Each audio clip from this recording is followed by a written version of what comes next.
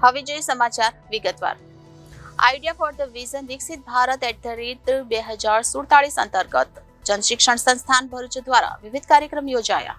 વિકસિત ભારત સશક્ત ભારતના ધ્યેયને પૂર્ણ કરવા માનનીય વડાપ્રધાન શ્રી નરેન્દ્રભાઈ મોદીજી દ્વારા વિકસિત ભારત 2047ના વિઝન માટે ભારતના દરેક ક્ષેત્રમાં કાર્યરત કર્મચારીઓ, સેવાકર્મીઓ, વિદ્યાર્થી ભાઈ બહેનો, તજજ્ઞો વિકસિત ભારત સશક્ત ભારતના સપનાને 2047 સુધીમાં પૂર્ણ કરીને દુનિયાનું મહત્વનું અર્થતંત્ર સ્થાપિત કરી શકે તે માટે સૌ જન સમુદાય શું કરી શકે તેવા અગત્યના સૂચનો રજૂ કરે તે સંબંધિત એક અધ્યાય શરૂ કર્યો છે.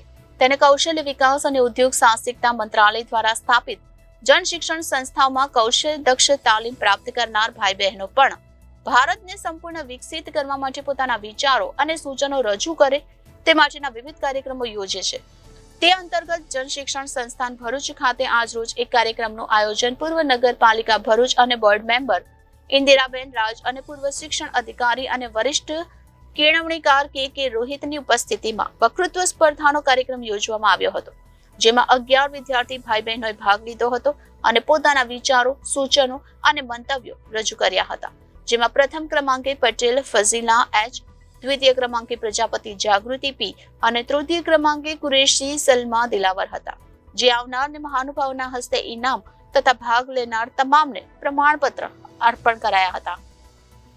મંચસ્થ મહાનુભાવોએ પોતાના વક્તવ્યમાં આપણા ભારત દેશને 2047માં વિકસિત ભારત બનાવવા, તેના વિકાસ માટે સૌ પોતાની રીતે ઉમદા ફાળો આપે, દુનિયામાં પ્રથમ ક્રમાંકનું અર્થતંત્ર સ્થાપિત કરી શકે, વ્યક્તિ દીઠ આવકનો ઉચ્ચતમ દર પ્રાપ્ત કરી દરેક ક્ષેત્રે સુખાકારી જીવન સ્થાપિત કરી શકે તેવા પ્રયત્નો કરી માનનીય વડાપ્રધાનશ્રીના સપનાને સાકાર કરવા આપણે સૌ કટિબદ્ધ છીએ તેવી અભ્યર્થના સેવી હતી.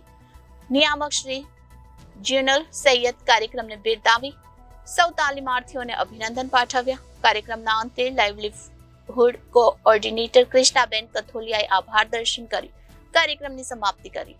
સમગ્ર કાર્યક્રમનું સંચાલન હેતલબેન પટેલ દ્વારા કરવામાં આવ્યું હતું.